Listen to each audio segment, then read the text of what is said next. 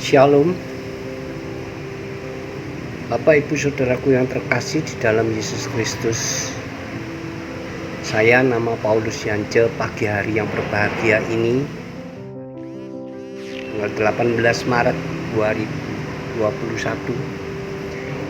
izinkanlah saya untuk mengajak saudara sekalian bersama-sama bersaat teduh dan merenungkan firman Tuhan. Marilah kita awali dengan berdoa. Dalam nama Bapa dan Putra dan Roh Kudus. Amin. Bapa di dalam surga, terima kasih Tuhan, kami sungguh bersyukur pada pagi hari yang berbahagia ini kami Kau izinkan untuk menikmati hari-hari yang baru. Hari-hari yang lama sudah kami tinggalkan Tuhan. Kami boleh menikmati hari baru yang Kau curahkan buat setiap hidup kami. Terima kasih ya Bapa, berkatilah kami karena kami akan mengawali saat teduh kami dengan renungan firman Tuhan. Izinkanlah Tuhan, lidah dan bibir ini boleh menyampaikan firman Tuhan dengan baik. Hanya di dalam nama Yesus Kristus, Tuhan dan pengantara kami, kini dan sepanjang masa. Amin. Dalam nama Bapa, Putra dan Roh Kudus. Amin. Bapak Ibu Saudaraku di dalam Yesus Kristus, tema permenungan pagi hari ini adalah menjadi dewasa, yang ditulis dalam bacaan Injil Yohanes bab 5 ayat 31 sampai dengan 47. Firman Tuhan di dalam Yohanes 5 ayat 40, demikian Tuhan Yesus bersabda, namun kamu datang kepadaku untuk memperoleh hidup itu. Jadi kita akan menjadi dewasa bila kita datang kepada Yesus, bukan dengan manusia, tetapi hanya Yesus sendiri secara pribadi. Karena dalam Yohanes 14 ayat 6 bersabdalah Tuhan Yesus, akulah jalan dan kebenaran dan hidup. Tidak ada seorang pun yang datang kepada Bapa kalau tidak melalui aku. Saudaraku, di saat masa pandemi yang berkepanjangan ini, banyak umat Tuhan mengalami ketakutan dan kekhawatiran, sehingga iman percaya kita mulai mundur. Kita tidak menjadi dewasa lagi. Oleh karenanya, bagaimana cara supaya kita tetap menjadi dewasa di dalam iman? Ada 3 langkah iman yang harus kita kerjakan. Langkah yang pertama, Yohanes 6 ayat 37b, Yesus bersabda, datanglah kepadaku, Dia tidak akan kubuang. Jika kita datang kepadanya secara pribadi, kita datang kepada Yesus, kita tidak akan dibuang.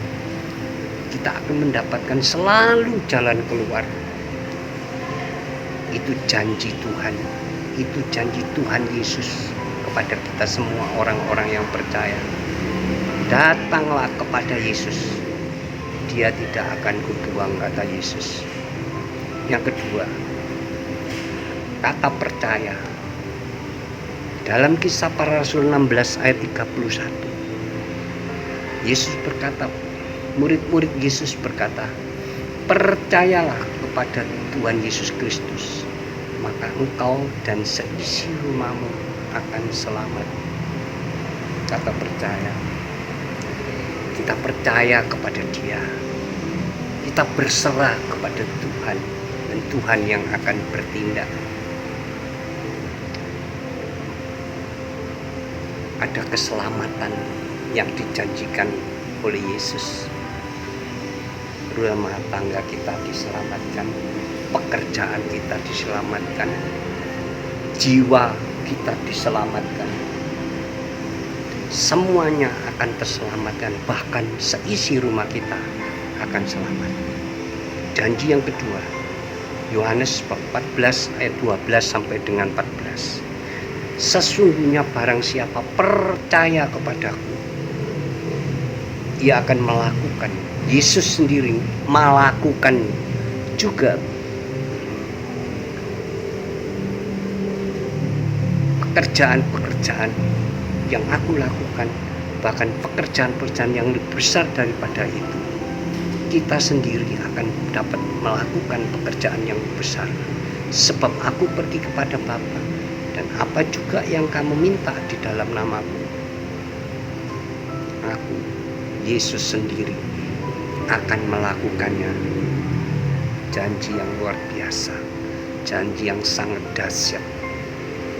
Ketika kita percaya, kita dapat melakukan pekerjaan yang besar, bahkan lebih besar dari apa yang Yesus lakukan di masa hidupnya. Yang kedua, ketika kita percaya dan panggil nama Yesus, Yesus sendiri yang akan melakukannya. Sungguh dahsyat dan luar biasa. Mari saudara, dua hal kita sudah paham dan kita sudah mengerti langkah-langkah iman. Yang pertama, datang kepada Yesus. Yang kedua, percaya kepada Yesus.